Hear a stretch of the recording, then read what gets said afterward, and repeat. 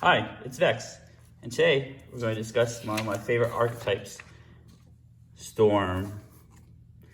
Yes, Storm is a very broken mechanic, so let's actually read a Storm card for you. Grape Shot, 1 in red. Grape Shot deals 1 damage to target creature or player. Sounds innocent, right? Except for Storm is when you play this spell, copy it for each spell played before it this turn. You may choose to do targets for the copies. You do. So if you cast 19 spells and then Grape Shot, you can Grape Shot for 20. So I'm a Johnny combo player at heart.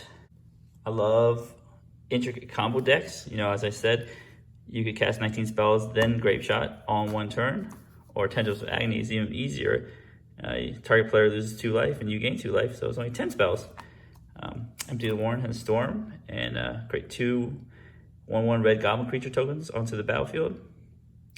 And so you do 5 spells in this, make 12 goblins. It's great. But the part of Storm is, you got to do a lot of things, a lot of actions beforehand, usually generating a lot of mana, drawing a lot of cards, and then eventually playing your finisher and killing your opponent off. So today I'm going to go through a high-level deck tech of some of the Storm decks I have. I have a Pioneer Lotus Breach, Modern Gift Storms, and the Epic Storm in Legacy. And the bonus part is all of my decks are close to completely foil, so you get to see a little bit on my foiling process. So for Pioneer, we have Lotus Breach, and Lotus Breach centers around this 1 card, Lotus Field. It's essentially a black lotus on a land, which you don't have to sacrifice the land to tap for 3, but you sacrifice 2 lands when it comes into play. So this is the main card of the deck, Lotus, and this is the secondary card, Breach, Underworld Breach. This is the red word version of Yawgmoth's Will. I have no idea why they printed this card. Yawgmoth's Will is completely broken. Yawgmoth's Will at least exiles a card as you use it, or enters a graveyard. This just requires you to escape 3 cards, but the card you cast never has to be exiled. So you have those cards here. Usually you want to copy it with Thespian Stage here. So you have two copies of Lotus Breach. You can use Hidden Strings to untap Lotus Field and the copy of Lotus Field, netting you 4 mana each time you do that. Eventually, what you want to do is use Fae of Wishes after you net a bunch of mana and drop this onto the battlefield, so you can use your graveyard to go to your sideboard and grab. Let's go to the sideboard here. So I got some shiny cards for you to look at. Tome Scour. So essentially mill yourself for 5. You can continue to mill yourself over and over again. And then you would either win by casting Jace, Wielder of Mysteries, or let's see if I can find it here, Thassa's Oracle in your empty library. So the cards you need the most for this deck is a Lotus Field, a copy Lotus Field. This is optional. It's very hard to do it with just 1 Lotus Field and extra land, but it's doable. Tome Scour and Hidden Strings. So those are the only cards you need to win. You need to eventually get your Fae of Wishes at the very end. The Fae can be in the graveyard with Underworld Breach. Oh yeah, I forgot you need Underworld Breach to do all this stuff in your graveyard over and over again, mill yourself out, and then win with one of these 2 cards. You have various ways to search for your Lotus. This is to accelerate. Search for your Lotus Lotus Field, Sylvan Scrying. Then I can go through the rest of the deck. It looks pretty neat, nearly foiled. I'm still working on collecting full versions of some cards. So I'm missing some, so it's a work in progress. 0 Tumbling Sands, untap. It's an untapper and a drawer if you cycle it. More Hidden Strings, Pour Over Pages. This nets you a lot of cards in hands and 2 cards in the graveyard itself and the card you discard. More Fae of Wishes, some utility cards just in case you get like a main deck Dampening Sphere. It could happen. Underworld Breaches. So you have these 2 plus this one in your main deck. You have 1 in your sideboard here to get with Fae of Wishes. This is a wish board essentially. Every card in here is wishable. So if you need to get to it, then the mana base. So your base Simic deck, and you have Yavimaya Coast, Temple of Mystery, Botanical Sanctum, Blast Zone, take care of anything you need, any pesky items, just like Blink of an Eye, the 4 Lotus Fields, the Thespian Stages. So I will give an in-depth detail on how this combo actually works in another video, but I just want to go over the high level summary of my Lotus Breach deck. Next we have our modern deck, Gift Storm. So Gift Storm is named after this card, Gifts Ungiven. Play 4 up in the main deck. And the Storm cards, which I previously showed you, Grape Shot.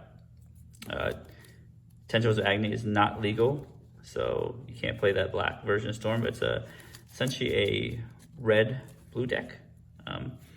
So let's go, I have the deck right here. And there's no wish board like the other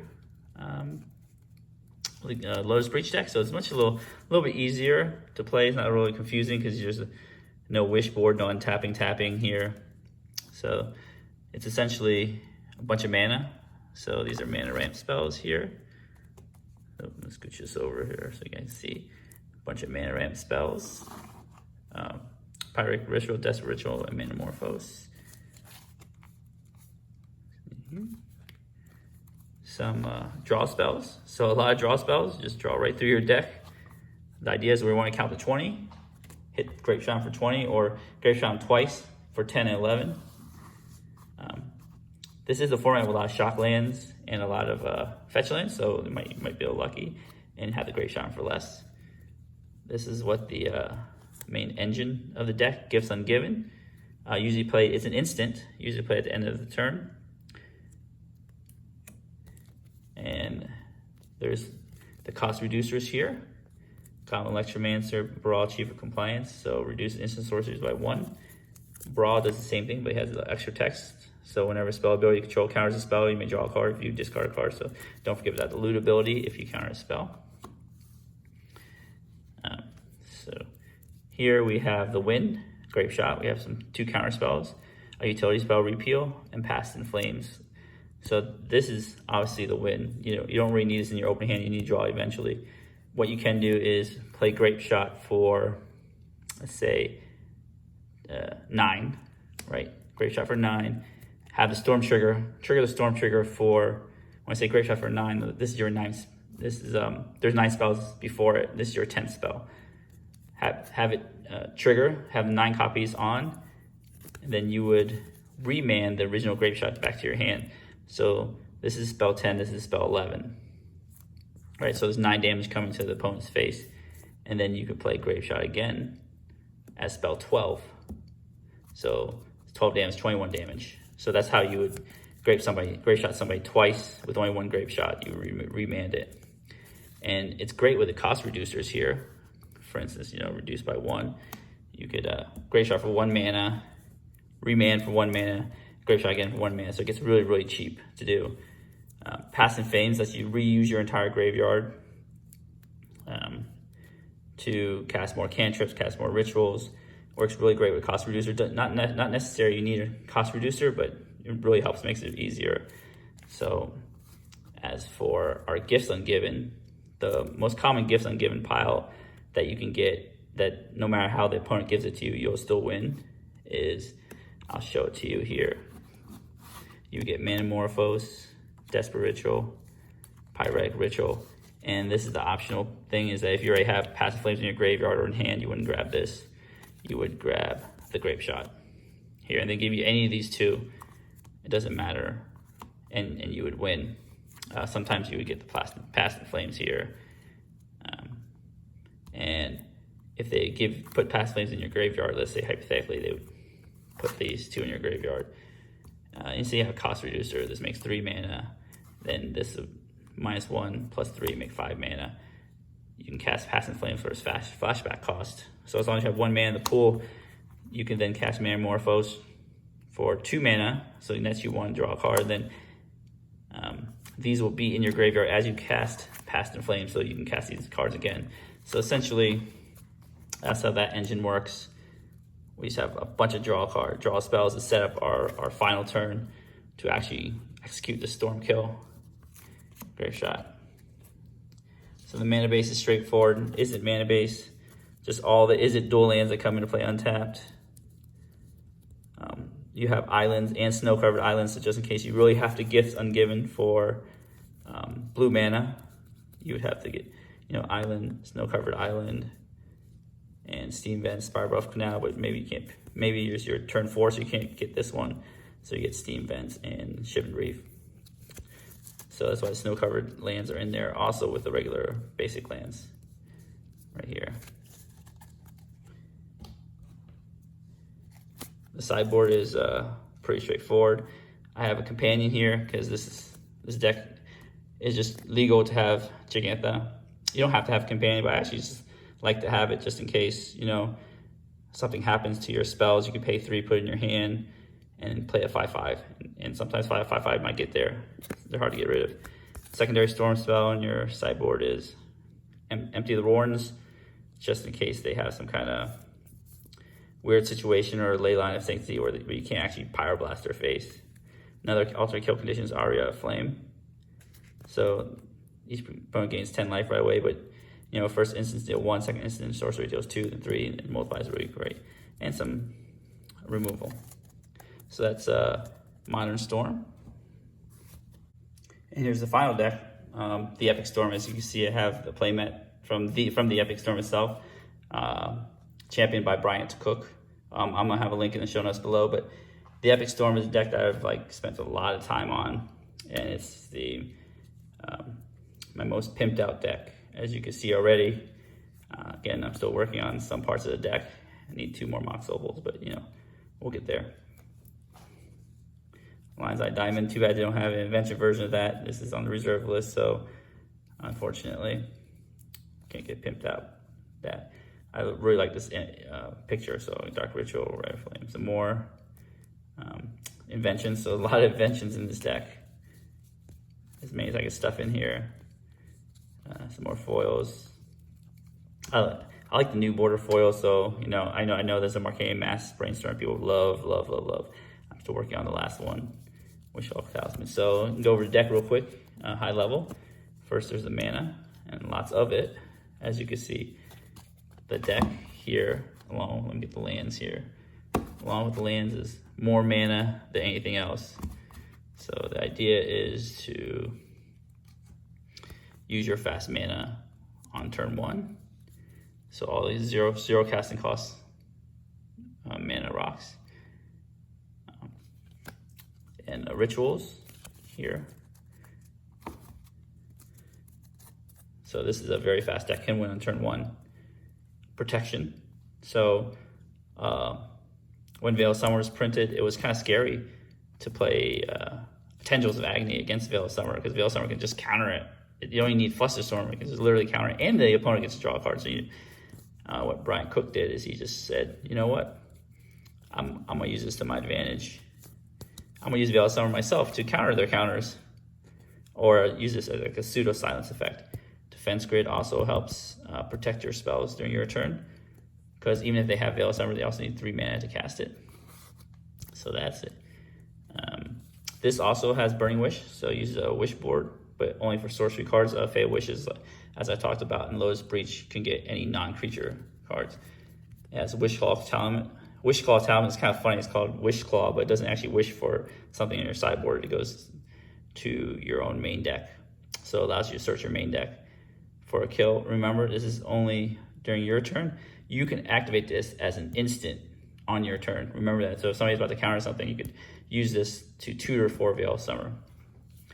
So I believe they worded it like that, so you can instant tutor on your turn. You just can't do it on the opponent's turn. The filter spells, Brainstorm Partner, gotta have these spells. They help you with your smoother draws ad nauseum. So it's a way to draw most of your deck. Everything is casting cost 2 or less, except for the Tendrils itself and Echo of Aeons. Echo of Aeons actually combos really well with Get this. Lion's Eye Diamond. You could crack Lion's Eye Diamond for 3 blue, discard Echo of Aeons, and it's just essentially a Time Twister. There. So the idea is to either cast a bunch of your spells here